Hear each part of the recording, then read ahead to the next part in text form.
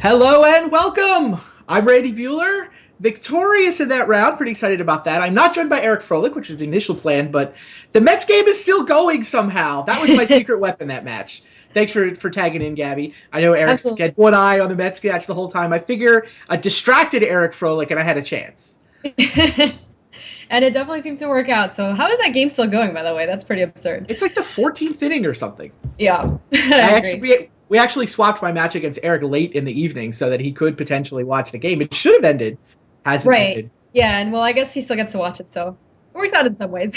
I hope he doesn't get the double dagger here. Yeah, it seemed like his draw in game one. I don't know how much of the match you were watching. I mean, obviously he I just was watching. mulliganed into oblivion in game one. Well, you've seen the hands. I don't know if there was any interesting things, anything I punted or anything that I wasn't aware of. It seemed Mostly, like there was a chance that Eric could have taken control of the game if you didn't draw the fiery impulse turn that you did. oh, the Um, third game. Yeah, I was just like, come on, any spell triggers both the Swift Spears and forces Jason to chump block. I was just any spell there on the last yeah, turn I thought would be good enough. That felt like just I was on the play and I just kind of moved in. Like I figured I'd force him to have a Radiant Flames on turn 3, or else I'd still have 3 guys. And if he's gonna one right, for one me, I'm okay with that. Like I'm gonna have a window to drop the Hooting Mandrills, and right. I I don't said so. The know. thing is, he had a roast in hand, so he could have Okay, gone if you didn't get anything that turn. If you just like I don't know, land whatever. yeah, sure. He attacks Oh, on with turn both. 3. Yep. Yeah, he attacks with both. Takes you down. The next turn he untaps, takes up Jace. If you play Hooting Mandrills, he roasts the Hooting Mandrills, Yep. and he's still not dead. And then he has I forget what his last card in hand is, but it looks like he might be able to stabilize and be okay. But you just draw the Fiery Impulse right there, and he's dead. I was very Yeah. happy So to that see it was come off the yeah, that top was of my interesting. deck. I felt like Yeah. I had a lot of outs to still win from there, but yeah, I was very happy to just end it on the Oh spot. yeah, you certainly did. I mean, it was one of those games where like if you didn't draw anything, it looked like he was had a chance to come back in, but if not, then definitely not. So it Yeah, was an interesting match for sure. I don't I think like the that's a good transformative matchup. sideboard. The witch? The transformative sideboard. People are Oh, going nuts over the hooting mandrills. you got to get the combo out of there. It's so bad. They have so much removal. And Right. to be clear, hat tip to Frank Karsten. This is Karsten's take on a Tarka Red. This is I mean, he posted it to Channel Fireball a couple of days ago, but yeah, he was initially not a big fan, but yeah, the Hooting Mandrills and the Phoenixes is the take that he's been recommending. So I tried out both that version and the Landfall version, and I like this version better. I mean, I 5-0 10-0 to lead when I played it, so I'm like, all right, that's my deck. You're like, that's good enough. I'm gonna send this Well, in. I also kind of wanted to play a beatdown deck because, I mean, what is it? It's already 10 o'clock on the West Coast right now, right? The show Yeah. is, we're 4 hours into the show. I wanted to make sure there was at least one beatdown deck so that we weren't Yeah. threatening, 5-hour shows plus for these matches. Yeah. And that's what Yeah, I mean, happened in the first week too. I actually fell this is funny. I fell asleep right before the last match, and then I fell asleep with like on my bed with my laptop turned on, didn't see the end of the match. Like I guess Emerson funny. eventually got me in bed somehow, but yeah, I just like fell asleep with like one match left. Just couldn't, it's tough. It's tough in this, and even in the standard too, where you're not even shuffling Yeah. on Moto, but It, it's still like you play these really long games. yeah, this standard just has a lot of interactive matches and a lot of the sort of mid-range grindy matchups. So, I mean, I'm only half kidding and saying I wanted to throw a beatdown deck in the mix. I also did think that my bad matchup, in my opinion, is Dark Jeskai, and I felt Mhm. like people would shy away from that and try to play decks that they thought beat Dark Jeskai. Like your Eldrazi Ramp deck's a great example of Yeah. that, right? If people move to Esper Control and Eldrazi Ramp to try to beat the mid-range decks, it just opens up the window for Red to have a good week again. Right. So I was kind of hoping I would catch the metagame there, and I kind of wanted to have a deck that would at least have one not hour-long match guaranteed per week. So yeah, the fact that I beat Eric is actually great for my chances, the way I see it, because my remaining matchups are an Esper Yeah, so what Control are your deck. remaining matchups? I get Esper Control, which is Cheon, and then I get to play Cedric, who's, I mean, the Green-White Megamorph deck isn't great for me, but Mhm. it's not, I think it's not as good against Red as the Jeskai decks are. He just doesn't have as much removal. Now, Cedric has the Naya version, right? Cedric has the Red Splash for Radiant Flames. But on the other hand, I don't have any Goblin Makers, right? I have no Dragon Fodder, I have no Hordeling Okay. Outburst. I have creatures that can, and then I have Hooting Mandrills after sideboarding. So Radiant Flames is not as devastating against me as it would be against like Right, I was gonna say, I think it feels like you're a little more resilient to that, and being able to board out of the combo too seems pretty good. Yeah, I can completely board out of the combo, and I never have to attack with 1 toughness creatures. Like the only 1 toughness creature in the deck is the Slide Runner, who's usually got a landfall trigger going for him. So I don't get blanked by Arishan Cleric either. Yeah, anyway. You attack pretty well into Arishan Cleric. So yeah, no, that was interesting. So it looks like you have a pretty good route to the playoffs from now on. I'm happy to have that one. That felt pretty good. Not gonna lie. I was trying to go for something similar with the Eldrazi deck too. I figured there was a chance that people would just bring Jessica, and I was like, well, this is just kind of has a good matchup, and there's a lot of I've played the deck a little bit at this point, and a lot of times you just never draw a threat, and you're just like, okay, I could ramp into 14 mana and no one's here, and that can happen. But the times that you do go like explosive or like 3-drop ramp spell into like exploding veggies into Ulamog, you're just like, I guess I'll just win right here. Yes. Yeah, your metagame call looks even better than mine. I think in part because like you get to crush the green-white decks. Like your matchup against green-white is just spectacular. And that seems there's 4 of those floating around, 5 of them. I mean, there were a lot. I expected that a bunch of them would be in there, and yeah, it worked out. Got pretty lucky again, but it worked out. pretty. At some point, the 6-0 lifetime record in Super League matches isn't just luck. You at least got to give yourself credit for some metagaming in there along the way. Yeah, I think the goblins / the Eldrazi ramp have been pretty good metagame calls so far. Not so sure about the Mardu Dragons, but I really just needed that deck to be functional for 2 matches. So true story. It all worked out. Yeah, absolutely. Awesome. So 1 match left. We're getting ready for the 6th and final match of week 1. Who's left? Li Shitian will be entering the fray with this 4-color rally deck, and Paul Rietzl has kind of an interesting black-white mid-range, I guess we called it. I'm not even sure I've seen this list in action before. It's actually the only matchup of the evening between ranked players. It's number 13 versus number 3, or number 14 versus number 3 as well. So, can we pull up the players' deck lists? That would be awesome. Yeah, let's look at a deck list, see what we got going for us. So Lee played this deck last week at the Last Chance Qualifier, more or less. Mm-hmm. It's the same deck list, identical. Right? It's card for card. It's at least close to card for card. I think it is card for card identical. And he said all week last week he wished he played it at the Pro Tour. Like he had it brewed up for the Pro Tour. It didn't quite buy into it. He wound up playing a green-white deck that just was not his style and felt like this was the one that he wanted to be playing. So going to be interesting. Sounds like the players are ready. He's going to let's throw Paul's deck list up just for a super quick second. Let people see what's up because this is also kind of a new take. I haven't talked to Paul specifically about this. I'm going to guess this was a Pro Tour brew that didn't quite make the cut, and now he gets the chance to show it off for us and see what's up. 6 Planeswalkers in a black-white mid-range deck. So. How about them Carrier Thralls? Carrier Thrall, indeed. All right, I want to see what's going on. Main deck language, too, which should be good in this matchup. So let's get down to the match. We got 1 match left this evening. Stay tuned, guys. Coming right up.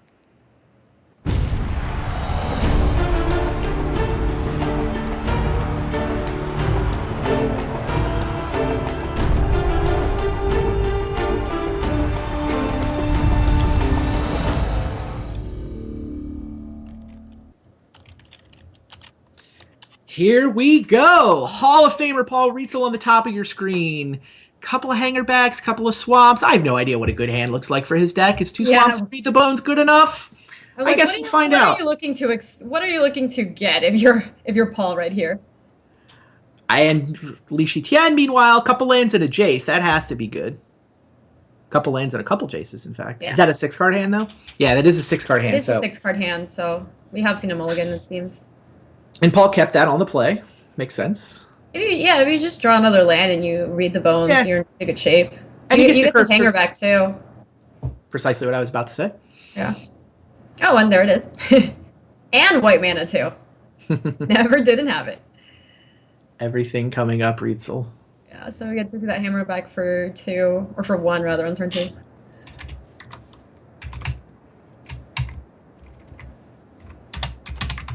So what do you do here if you're Lee?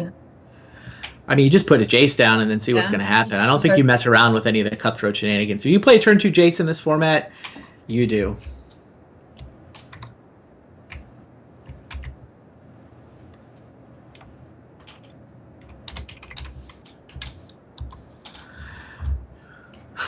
The chump check. Lee's got to think about it. What does he have? Love it. Yeah, I mean, Paul's planning to spend all his mana this turn anyway, so you may as well find out if your opponent is willing to risk O2 Jace in a block. Yes, it is nice that you have another. You do have another Jace in case things go terribly wrong, but it is a chump check for sure. And it's public deck lists. I don't think there's a card. Like, if it wasn't public deck lists, maybe you could be worried about it. Yeah, I don't think there's a card in Paul's deck. Maybe I'm wrong. Maybe there's something. In any case, Lee clearly passed the chump check. Oh, we're right on time. Flooded Strand for Lee. What do you discard here? Wow. So he's got double Calastria Healer. Oh, you discard the backup Jace, I guess.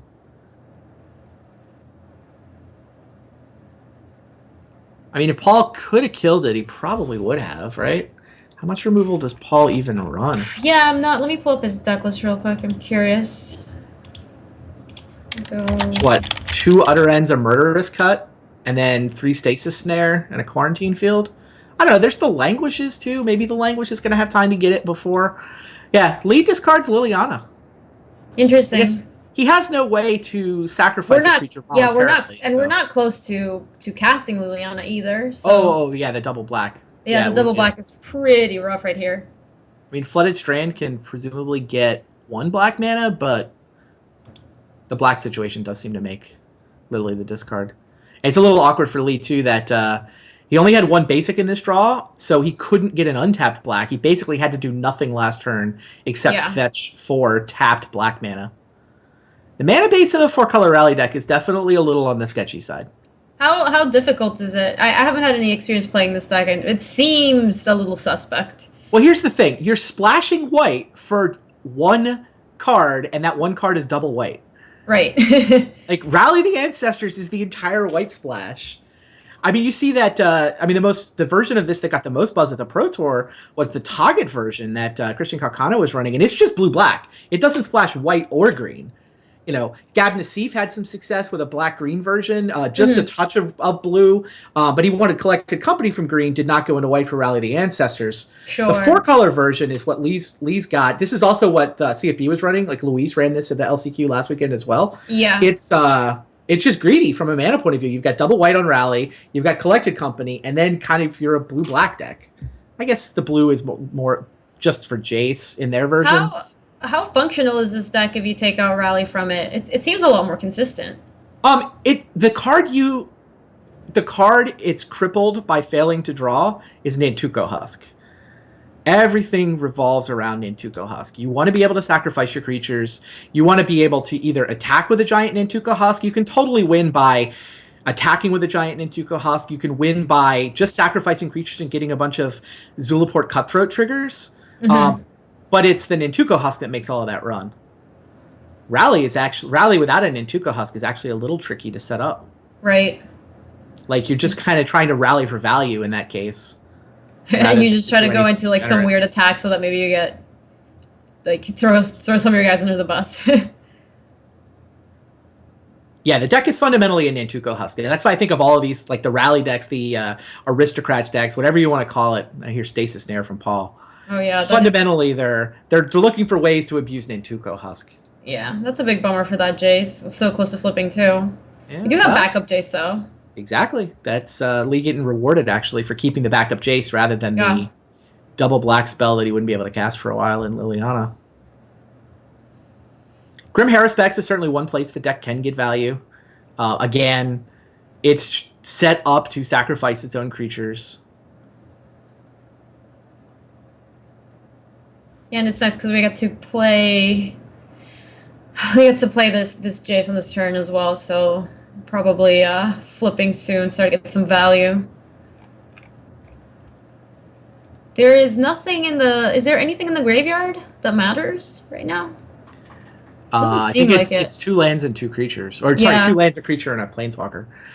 Lee does this crazy thing.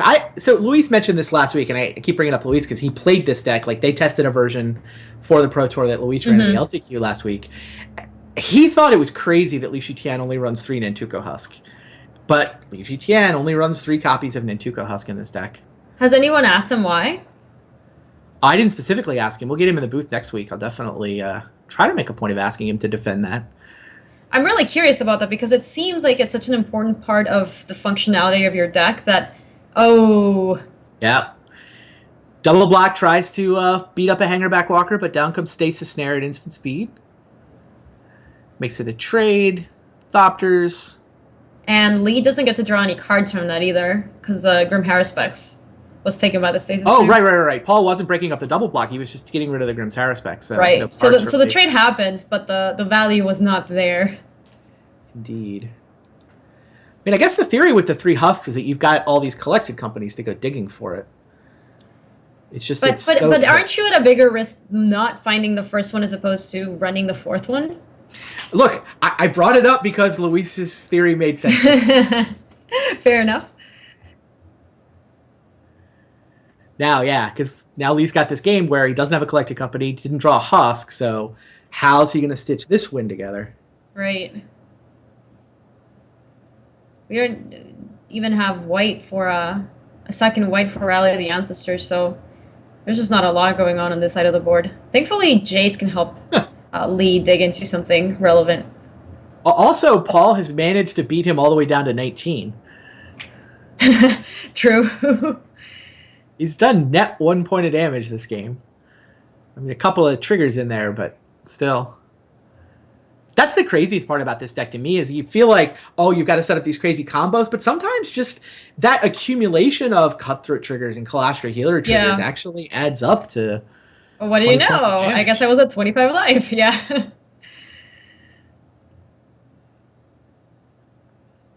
Paul sure looks like he's got plenty of gas. Yeah, it looks like Lee's running pretty low at this point. Yeah, I mean, Paul's basically just been on this hangerback Stasis Snare portion of the game. And now, yeah, look, Sorin with Thopter tokens. Still a good combo, turns out. I think this is what Paul wants to be doing against Lee, too, right? Which? Just, getting, Stasis Snaring some of your guys, the creatures that matter, slow down your game, you're not really rallying for anything big, I'm playing my Planeswalkers, I'm starting to beat you down. Yeah, the fact that Stasis Snare exiles those creatures instead of sending them to the graveyard does seem pretty good here. It's super nice. I also like the way his Planeswalkers have this nice synergy with the Planar Outburst. Yeah. Right? He's not playing creatures to the board, he's playing Planeswalkers to the board, so he can potentially sweep things up and turn a nice profit there. There's a good chance that part of the reason that Paul took the Grim Haruspex earlier, too, is because of exactly this. Lee's running low on resources and cards. Grim Haruspex draws him into a lot of things. And right now, he doesn't really care about the Hangerback Walker being dead. He cares about Lee drawing more cards. Abzan Charm does exactly that for Li Shiqian. Yeah. All right, here's Sidisi's Faithful, which can always be fun shenanigans.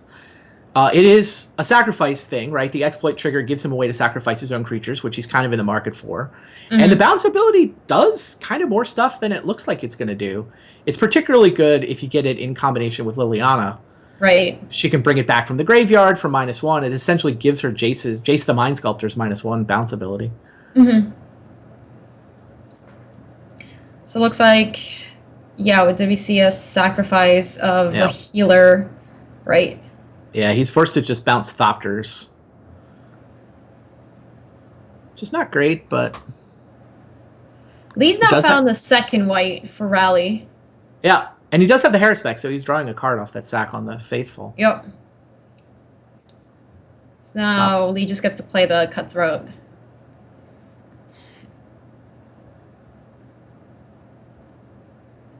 That's interesting. Was there a chance that Lee maybe wanted to bounce that Hangerback Walker that's been slowly inching away, coming closer to 4 tokens? Well, I think he's worried about the flyers, right? He doesn't really have defense against flying creatures. Right. With Sorin. But he knows Paul's deck list and knows that Paul has Planner Outbursts. So there's a non-zero chance that he blows up the board, gets a bunch of Thopters, gets a land that can attack. I mean, that He's does not look like a close to pretty it. good line for Paul here, right? Yeah, We he can't do it quite just yet. It's 7 mana or 8 mana. Well, he can do the 5. Sure, he could do that too. I mean, killing is I was going for the full value. greedy. Jeez. It's only 2 copies of Planar Outburst for the record. Paul has drawn Okay. both of them. And that does make it a lot harder for Lee to play around. Yeah, absolutely.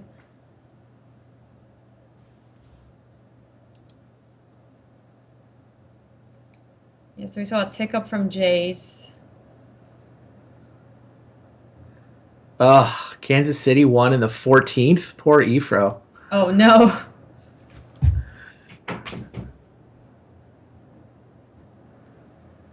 So that's really nice for Lee. He gets to save some life by blocking that Hangerback Walker, drawing some cards and draining some as well. Yeah, and here's the There's Planar a- Outburst. Yep. Got to get rid of that Harrispex. And the fact that he gets 4 flyers and has Soren seems okay too. Yeah, he gets a lot of triggers out of this though, but He does. we'll also get all these Thopters. Now, what does Rally do here? That seems like... I don't have a good sense of what happens when Lee casts Rally of the Ancestors, but it feels like that's all he's got going on. I feel like that's what he has to do. I mean, not having Nantuku Husk, I Right, think. there's no husk. It just... Stuff comes into play, and some triggers happen, and then stuff just goes away. Right. Is there a chance that Lee maybe wants to flashback Abs and Charm, try to find a husk? You still have some time. You're taking 8 from the Thopters next turn. I mean, he does have a turn, you need you're to right. you need to find a husk, right? I think so. Like, Rally of the Ancestors even exiles them when at the beginning of the next turn, so you don't even get the Harrispeck draws. I just don't think Rally does anything here.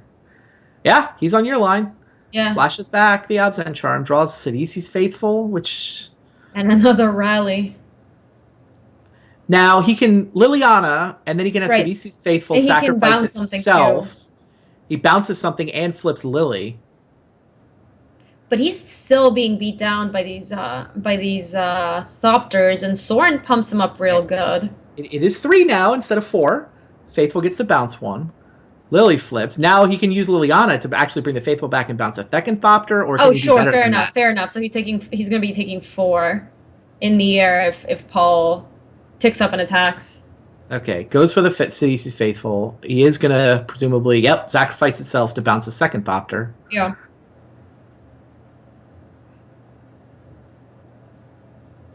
So that was a very, very good turn for Lee. Not bad. Yeah. That Absent Charm really did Yeah, a lot flashing of- back. It's a good point. Flashing back the Absent Charm was great there. Now, how much mana does he have? This is 3, he has 7, and he can play an 8th. So he could, in theory, play Nantuko Husk and still rally for 3 if he draws one. It's basically what he needs to draws do. one? Like, Nantuko Husk seems just insta-lethal. I got to imagine there's enough, cutthroats and whatnot. I think there's at least a Cutthroat in the graveyard. And then there's 2... He's going to gain a ton of life, too, with the healers. Yeah. And that's the other nice thing, too, is right now even just getting some of the stuff back and getting a bunch of life puts him in a really good spot. All right. Paul goes for Read the Bones and Hangerback Walker. Soren keeps going up. Mhm. Now, Paul's what? Kill Liliana here or kill Jace? I think there's a chance you might want to kill Liliana. Or We'll see Lee. what happens. Oh, Yeah, yeah, you it was still Liliana. Interestingly, by the way, that's Rally the Ancestors brings Liliana back. If you flip her, she doesn't get exiled by the Rally. Yeah, she gets to stay. So Rally's starting to add up to value. It's Still a life looking for that swing husk, and though. a Liliana. That's all it is, though. Paul also attacks Jace with the other Thopters, so Jace is down to 1 Oh yeah, life. Jace does scout down and go. Well, that's pretty good. It looks like Paul's gonna be in really good shape to get rid of these planeswalkers. I mean, he already took 1 down, but this really is gonna bring back that Liliana. So pesky, she sticks around. Right. Plus, I mean, a million triggers. I will admit I can't quite parse everything that's going to happen for the triggers. Oh, here. there we go. I don't think that's lethal, right? It's How many? happening. There's I don't think it's lethal, but it's a lot. There's 8 healer triggers. But I mean, Paul's been gaining life off the. Paul's been There's gaining two so cutthroat much. triggers too, so it's 1, 2, 3, 4, Sounds 5, like 6, 7, 10. 8, 9, 10, and then 2 faithful bounces, and then I think there's like a hair specs in there. Yeah, it's the faithful bounces that are creating the Right. cutthroat triggers. Yeah, the fact that Paul's up to 21 from those Sorens is, I believe, going to allow him to survive this. I mean, unless I'm missing something, I don't see a way for Lee to create a bunch more token triggers. I mean, he gets to flip his Liliana, but I don't think so. Yeah, I don't think so. It is gonna be nice how many cards he's gonna get to draw. Well, he can. What- Oh, bring delight. yeah, the faithful exploit does let him draw cards off the Harrispec. So Yeah. That is super nice. Like we said, with no husk, the rally is all about the value play. I mean, this is a solid heaping helping of value here. What are we getting into the graveyard then? Because we have two triggers to get 2 things into the graveyard. The exploit triggers from the faithful, you mean? Yeah. He's put a faithful in with the first one, and I think has he decided? Yeah, it's a faithful, and that's the only one I see so far. Plus those bounce effects on the Thopters is pretty good. Oh, he bounces the intact hanger back, not a Thopter token. Yeah. Yeah, so we get this other exploit trigger. Presumably, yeah. So another faithful. So it attacks itself. And we get 3 more triggers. So much life. He's at 27. 27 to 7. Wow. Nice swing. But it all gets exiled, so the second rally doesn't do anything, right? So what do we have in the graveyard? We have a Liliana, Faithful, and I think the rest is just a bunch of lands. So Okay. no, they don't. It doesn't do a whole lot. Well, he did. He just played a Cutthroat, is that right? From his hand that he drew off the Harrispec? Oh, he gets in 2 damage here too. This next rally is super tiny. If it's just the cities he's faithful, there's a chance that's actually enough though. Oh, with the Plus he's got Bring the cutthroats? Light. Yeah, I mean one of these Cutthroats came. Oh, Liliana brings back faithful. There's a trigger. There's another trigger. Yes, this is just lethal. Oh yeah, he drew the Cutthroat off the Grim Harrispec, so this was good enough. The extra Cutthroat, just the cities he's faithful, 2 triggers from the rally, and then Liliana bringing it back, created just enough triggers to kill Paul for Xaxes. That game was absurd. That was What was crazy. Paul's starting life at the beginning of that turn? 21. It was 21. Not bad. And he got him by Xaxes. The cheeky little 2/2 got to attack. That's why he bounced the untapped Hangerback Walker. Like he bounced the intact Hangerback Walker because it was untapped. Right. And was able to do exactly 20. Yeah, and he just gets to get in. He had that all planned out. That's interesting. See, we were so hung up on the fact that he didn't have Nantuko Husk when he actually did just... I mean, he needed to draw that. He needed to draw what did he draw? The Cutthroat at the very end? Yeah, he drew Cutthroat off the Grim Harrispec. But he pulled it off. He didn't need the Nantuko Husk. He needed the Cutthroat. And look, Yeah. we felt like the graveyard wasn't quite enough, given Paul was at 21. It turns out it was 16. It was a lot. Plus, he got into attack with his 2/2 from the previous turn, which I hadn't thought about. Yeah, and I then, didn't think about that he either. drew into 3 more points. That was incredible. That was... So, I don't think we got a chance to see what Paul has boarded, but what do you think Lee might bring in the spot? Wow. Yeah, I mean, Anafenza is the card that Lee lives in fear of. He's just happy Paul doesn't have Anafenza. Yeah, if he true. could trade his entire sideboard for none of my opponents have Anafenza, he would take that deal in a heartbeat. It is pretty tough to play against. So it looks like the rest are coming in. Yeah, he does have to worry about sweepers. Right, Paul's ability to kill all his creatures can't be great. It basically forces him to go off with Rally rather than having Rally be the backup plan.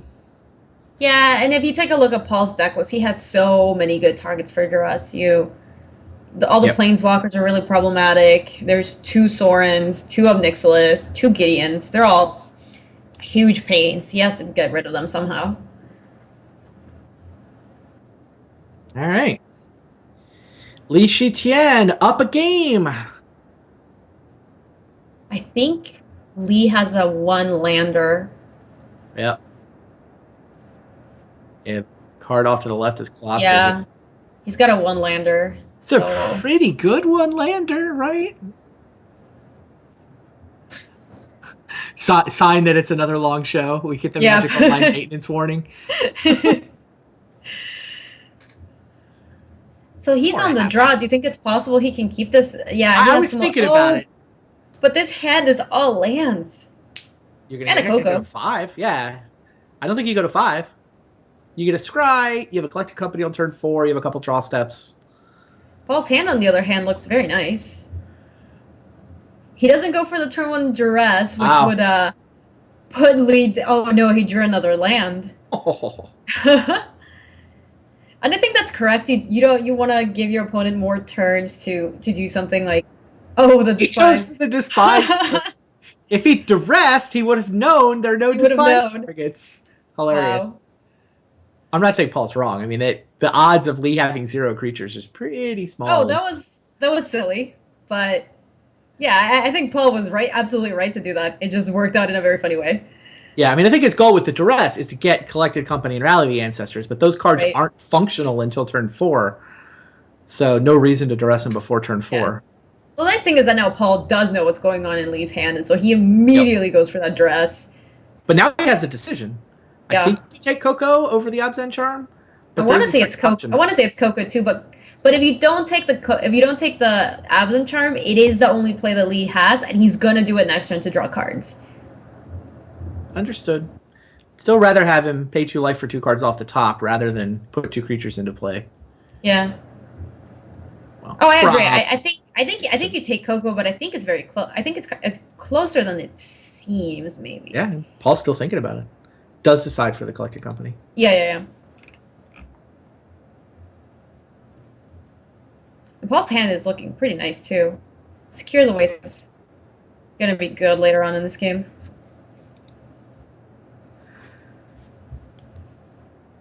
Oh. Ha!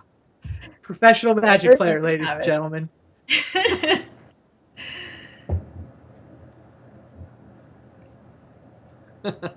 Okay, so Paul expects Lee to just Absent Charm here, draw more stuff, but he does not know of the collected company. And it's funny because if we would have gone the other way around, Paul would still have a Despise in hand and no Duress.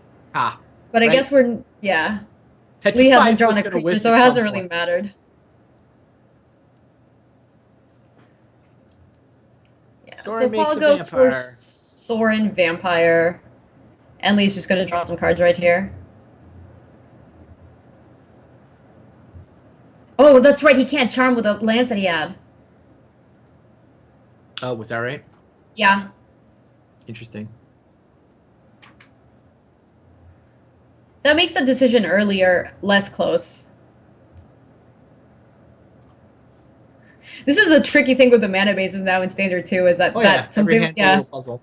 Yep. What is it? Lee doesn't. Yeah, he does have a basic forest. Couldn't he? I think it was possible, but only if he was willing to get a basic forest. I have Oh, to the go Windswept back. Heath is off the top. Yeah, it's every hand is Yeah, certainly yeah. a puzzle, and you've got. Definitely. But here's the So Coco, the Paul's looking replacement collector pretty- company. Yeah. Paul's looking pretty good though. Between Sorin of Nixilis, Cure the Waste in hand, and the Vampire that's speeding down. Well, it You know, depends what- what Lee hits here. That's true. This is Paul's end step. It's not like he can stop these creatures from attacking his planeswalkers next turn. True. He's like, I just arrested that away. What happened?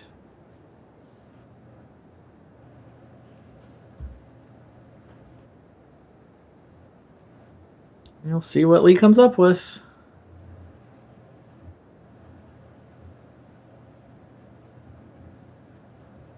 It's interesting. I This have an interesting decision here. he's certainly thinking about it. Yeah. I initially thought I liked Paul's deck in this matchup just because of the sweepers. And I mean, Paul's not a deck I've seen come out. I mean, it feels like he's got these powerful sweep the board effects. But on the other hand, Li Shiqian's deck, if the game goes long, which it's inevitably going to do against Paul, then Lee's deck just has these incredibly powerful effects. It's kind of like the rally deck occupies the spot in the metagame where it gets to feast on the grindy mid-range decks. Yeah. 2 Haruspecs, Sidisi's Faithful, Liliana, Felidar Cub. That's a lot Wow. of choices. 5 hits of those 6 cards. I can see why this is an interesting decision for him to make. Yeah, Haruspecs makes sense. Oh, we went Haruspecs, Haruspecs. Sure. I mean, if we get Oh, Nantuko no. Husk off the top. Hello, friend. Yes. This is, I mean, this is kind of, I think, the play that he's setting up for too. If he is able to get more of an engine going and drawing more cards, and drawing them to Husk off the top is obviously incredible. Yeah. The other thing yeah, go the other ahead. thing he got from taking Haruspecs is it's 6 power worth of attackers, so he was able to just kill Obnixilis. He had his choice. He could kill Obnixilis, or he could kill Sorin and take off half of Obnixilis' loyalty. Elected for the Obnixilis. But yeah, the Nantuko Husk off the top is certainly nice here. Yeah. We're also going to get to see more cards, which, if he finds he has a ton of 2-drops too, he might be able to play a 2-drop as well.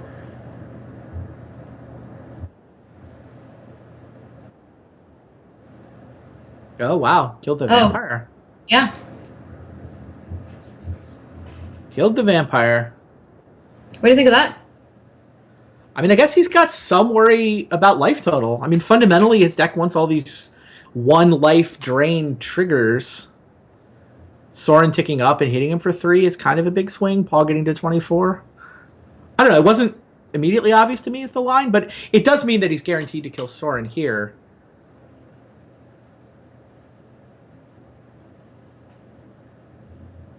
That might be it. That's probably it. Soren's just giving him this advantage as the game goes on, and Lee started out in a very, very slow hand. So if he's just able to deny some of the resources that Paul has and prolong this game, he can set up for a turn where he can both rally and have a Husk out, combo off, and not give Paul too much time to sit behind his Planeswalkers and draw more cards, destroy his creatures. I think you're just willing to trade Haruspecs for Vampire here, right? I think so. Now, It means that you kill Sorin, and I think that's worth it. that's what I was thinking. Now, what he doesn't know is that Paul has to secure the waste waiting for him and can make a bunch of blockers at instant speed. Oh, he sniffed it out. He sniffed it out. He sniffed it out. Declines the attack. Allows Sorin to live. And there are 5/1/1s. That's sick read, though. How many... So he's playing how many Secure the Waste? Just 1! It's just the 1? Wow. Yeah, but I think there's more. No, there's no more on the sideboard. Wow, those sick reads, though. Mm-hmm.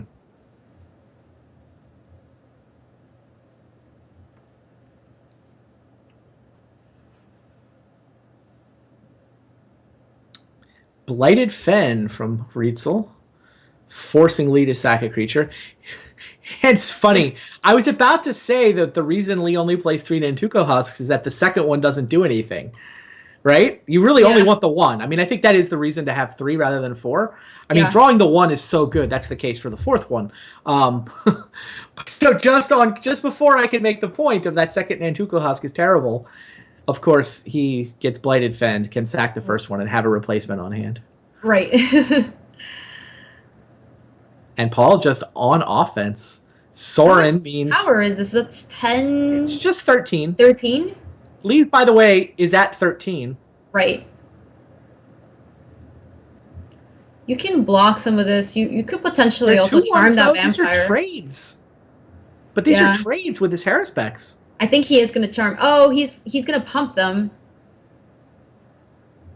I think he's going to pump them so that they don't trade. Okay. One counter, one counter. Yeah. One counter to each one. And so it's not a trade anymore. Liliana, what can Lee do with this? Good lord. Well, Nantuko Husky means he can certainly flip her.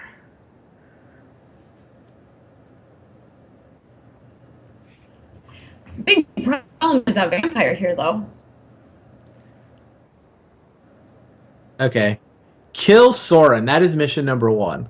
Mm-hmm. Kill Sorin dead. Now, Paul cannot attack for lethal. Or at least it's a lot harder. Paul at 35. Yeah, Lee's in the market to gain some life right here. Because if he can't get rid of this vampire, he's still on a 2-turn clock from it. Ooh, stasis snare. Interesting.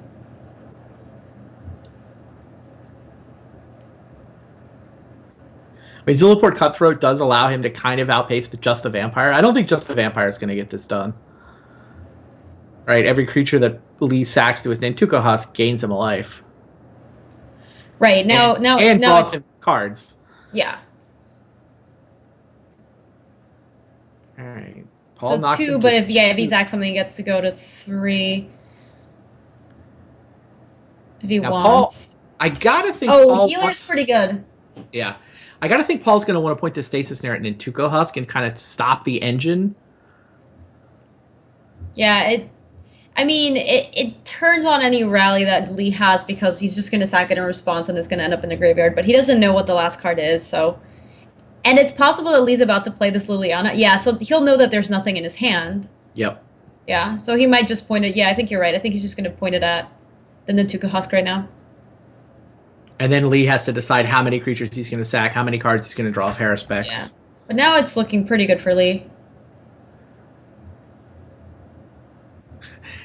You say that when he's down 31 life? It's true. It's misleading. That's the thing about Magic. Oh, yeah. This player's at 34 life. The other player's at 3 life, but he's so far ahead. I'm not saying I disagreed with you. Yeah. I do. It feels pretty close to me, though. It feels like Paul might be able to eke this out. Because Lee's going to be at a small life total and without a Nantuko Husk after the Stasis Snare. Right. It's just how many responses is Lee going to have? Let the Stasis Snare come into play. It targets the Nantuko Husk. Okay. This means Liliana's not going to be flipping this turn because Lee's not going to have a way to sacrifice a creature after she resolves. But he does have the ability now to sack creatures basically for 2 cards and a life until he starts sacking the things that generate cards. That's not a bad rate. No. Yeah, no, so the really Galasker Healer goes down. Healer is the first one down. This one is a clean 2 cards and a life. Future cards, the rate starts going down. Rally. There's a rally. Cutthroat. And, oh, by the way, a drain for 1. Right, so we're going to see also the Husk here. Do you just sack the Husk itself and call it good enough? Yeah, I think so. Especially now that you know that you've drawn Rally, you just get it in the bin, draw 2 more cards. Next turn, you just survive an attack. There, you know, Paul has 1 card in hand. I don't know how you lose from this spot. And then you just untap and then you rally for the win. Are you willing to tap Llanowar Waste for Healer? Yes, of course. Oh, that's spooky. Llanowar Waste for Healer. Yeah, he still did it. Yeah, I mean, it nets you nothing, so it still puts you at 5. And there's nothing that Paul could have off the top here. I don't think so. Not to beat a rally. Yeah, not to beat a rally. 2 rallies, too. Like, even Duress doesn't beat him. Right. Haruspex get in for 6. Or, sorry, 8. Hanger back. That's not going to get it done. Nope. Wow, Li Tian. Looking really good. 3 life. Yep. Who needs? That's all you need. 23 life, 3 life, and no big deal. Yeah, so this is just a huge hanger back, but Li Chan can just go off right here. He navigated this game so well. Yeah. Agreed. Deck's got a lot of play to it. Yeah, it really does.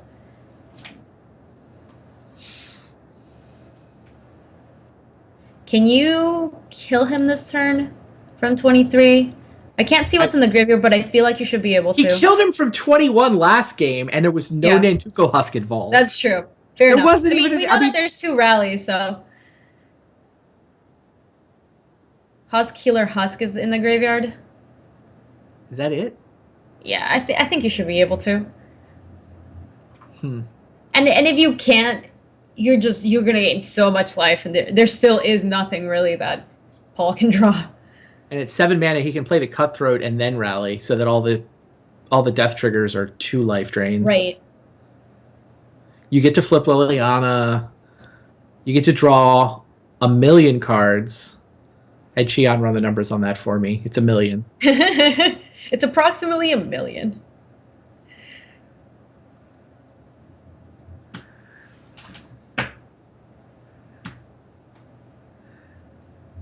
And rally is an instant, of course. Yep. Does not need to do it main phase. So he can just go off in response.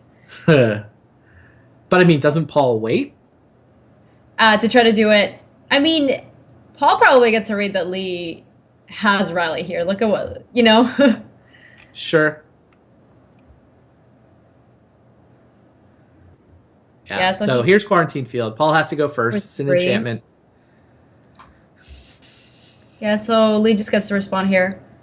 Quarantine Field is such a great card, by the way. I've been very impressed with it. Wow, this would be so good if Lee didn't have rally for 3 as a response. Not one, but 2 rallies. As if this rally wasn't good enough, it's also going to fizzle a Quarantine Field. So here we go. Here come in all the healer triggers. Back comes in the Tuka Husk.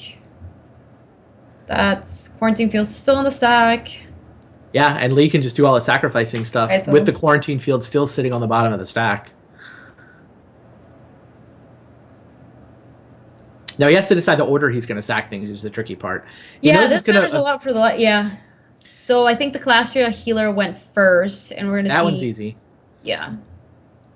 But then, like when do you sack the Haruspex? As soon as you sack a Haruspex, you start drawing fewer cards. As soon as you sack a Zulaport Cutthroat, you start draining for less life. It feels like he's got enough resources to do everything here, but just going to watch. I think you want to have the life drainers here before the Haruspex. Because you already have 2 rallies in hand. How much better is this going to get for you? And Paul's empty-handed. I agree. Sack the Haruspex first, then sack other things. Right, so there goes the Haruspex, and presumably we're going to see another... now we can sack a zombie.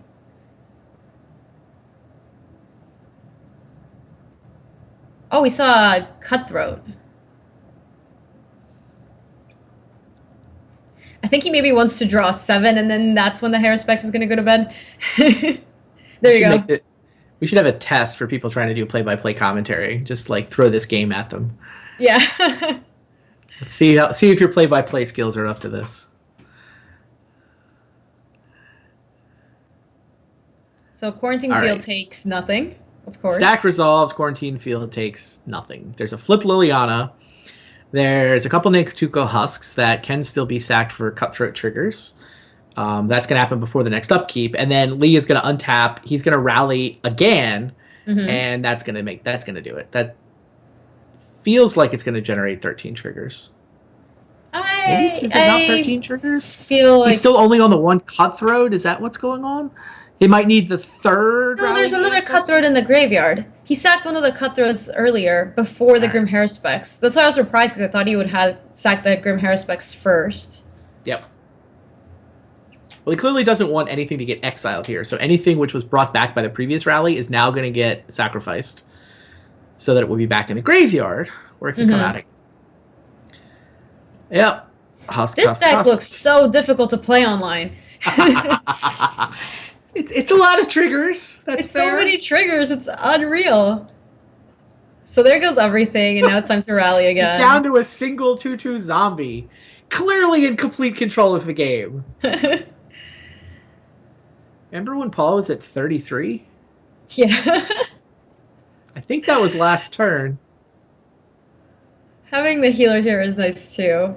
Having another healer. He drew that healer off of the Haruspex, right? Oh, there we go. 1, 2, 3, 4, 5, 6, 7, 8, 9, 10, 11, 12. Whee!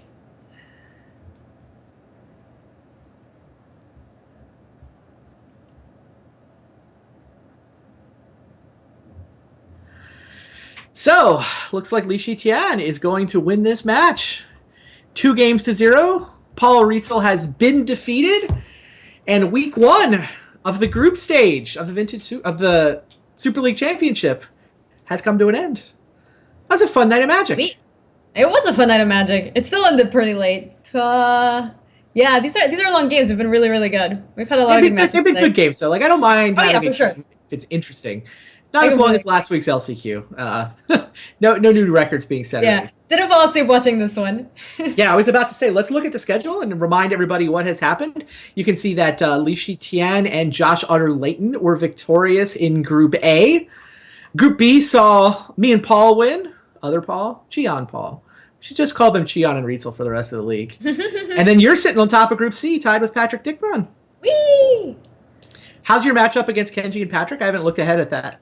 There's another green and white Megamorph, which is pretty good. I'm Nice. pretty sure. And then Yeah, Patrick's green white for sure. right, Patrick's green white and Kenji is He's Dark Kenji on Dust guy. control? Yeah, He's Dark Dust Dust guy. Okay. I think they're probably okay. I green white is definitely good. And then I'm not 100% sure about the Dark Dust guy. I haven't like really tried it very much, but I think it should probably be okay. Makes sense. Yeah. So that is going to wrap things up for us for today. Come back next week. Same decks, same players. We'll play the second round of the group stage.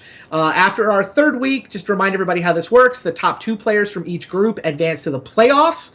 So we'll have one sort of, it's an 8-man single in bracket, but there's 2 buys. The 2 best group winners will actually get buys in the semis, just like Gabby did when she won the Standard Super League. Other stuff that's going on, when we're done with this Super League championship, we are bringing the Vintage Super League back. So I know lots of people want to ask for Vintage Super League, and we're going with the full round robin. It'll be a 9-week regular season, and there's even going to be a is it going to be like the first one? Yes. People really like the format of the first one. I personally did. Agree. Yeah, the first 2 had that same format, and we're doing that, except we're adding a play-in tournament to the beginning of it. A play-in? We got to figure out who the new 10th person is. Oh, Vintage that's Super fun. League relegates the last place person. So Yeah. David Williams, unfortunately, has been kicked out of the league, but he can earn his way back. So David Williams will be in the play-in tournament. He'll be trying to win his way back into the league, and that's going to be a lot of fun to watch. So we start with the play-in tournament. Is it going to be like a limited, and like an SLC sort of thing? It's going to be, we're going to do double elim. So it'll be an 8-player double elim. Okay, gotcha. I mean, we could do a one-show single elim. I know that the double elim brackets aren't people's favorite format, but I think it works well for a play-in tournament. Like, I don't want people to get eliminated off one loss or one bad draw or anything. So yeah, I agree with that. So that is our plan. That's going to be sweet.